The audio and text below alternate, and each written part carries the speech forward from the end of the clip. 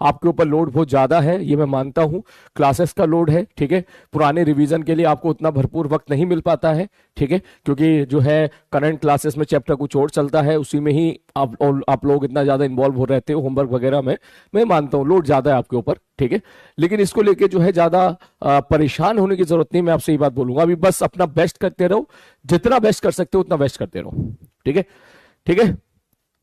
लेकिन बस ये है, जो गलतियां हैं प्लीज उन गलतियों को फाइंड आउट कीजिए, उन गलतियों पे काम कीजिए। और मैं एक बात और आपसे बोलूंगा, देख, जैसे कि तुम्हें ये बात पता ही होगी कि जैसे जैसे सिलेबस आगे बढ़ता जाता है, गिव अप करने वाले लोगों की संख्या बढ़ती जाती है, ठीक है। ये अच्छी बात है तुम्हारे बैच में कि गिव अप करने की संख्या बहुत कम है, बहुत कम है, ठीक है ना, बहुत ही कम है। मैं आपको ये बात पहले भी कई बार बोल चुका हूं कि जितने बच्चे मेरी क्लास में पहली क्लास में थे आप में से, ठीक है,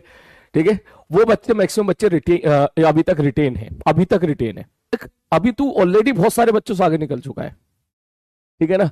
बहुत सारे बच्चों से अभी भी तो आगे निकल चुका है, ठीक है। अभी तो बहुत सारे बच्चे ऐसे हैं जो गिव अप करके बैठे हुए हैं, चाहे वो किसी ऑफलाइन क्लास में पढ़ रहे हो, चाहे वो किसी दूसरे बैचेस में पढ़ रहे हो, फिर वो जागेंगे फरवरी में,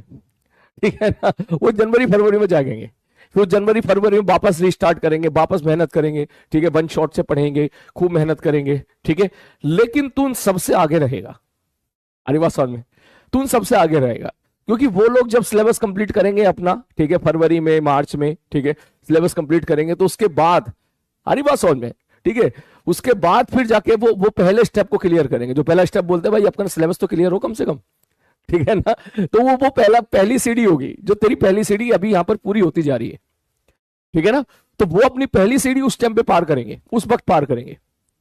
ठीक है। अब वो भी बहुत ही क्रिस्प कंटेंट में कि भाई पूरा लेक्चर 7 घंटे का है तो 7 घंटे में देख लिया, ठीक है, काइंड ऑफ रिवीजन या काइंड ऑफ फ्रेश देख लिया। लेकिन तुम लोग की अच्छी बात ये है कि तुम अभी तक टिके हुए हो,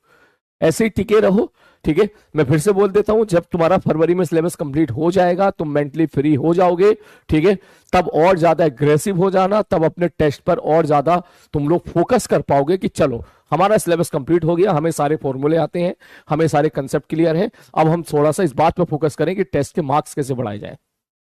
अरे बात समझ। फिर उसमें जो तेरे पास कमियां रहेंगी, जैसे पहली कमी तेरी अक्सर मैं देखता हूं रिवीजन की है, तब तू अपना रिवीजन भी कर पाएगा अच्छे से, कि मान के चल तेरा अगले संडे को टेस्ट है, तेरे को पहले से ही पता है कि मेरा टेस्ट है अगले संडे, 4 दिन पहले 5 दिन पहले तेरे को पता है, और तेरे को पता है कि भाई साहब जो है हमारा जो है मान के चलो थर्मोडायनेमिक्स, हीट और वेव पूरा आ रहा है, या ये पूरा आ रहा है, तो तेरे पास भरपूर टाइम होगा रिवीजन करने के लिए। तो आराम से दिन रात जितनी मेहनत आज कर रहा है उतनी मेहनत तब करेगा, पूरा चैप्टर रिवाइज करेगा, और पूरा चैप्टर रिवाइज करेगा तो जाहिर सी बात है तेरी परफॉर्मेंस आज से तो बेटर होगी। आज क्या होता है कि अगर संडे को टेस्ट होता भी है तो सैटरडे की शाम तक तो क्लास में इन्वॉल्व रहता है, तो तेरे पास रिवीजन के नाम पे केवल सैटरडे की नाइट होती है, तो उसमें तू जितना कर पाता है बहुत अच्छी बात है। तो बस तू ऐसे ही टिके रह, मैं आपसे यही बात बोलूंगा, बस ऐसे ही टिके रहो। जो बात मैंने बोली बेटा बहुत इंपॉर्टेंट बात बोली है, ठीक है ना, बस ऐसे ही टिके रहो, बस गिव अप नहीं करना है।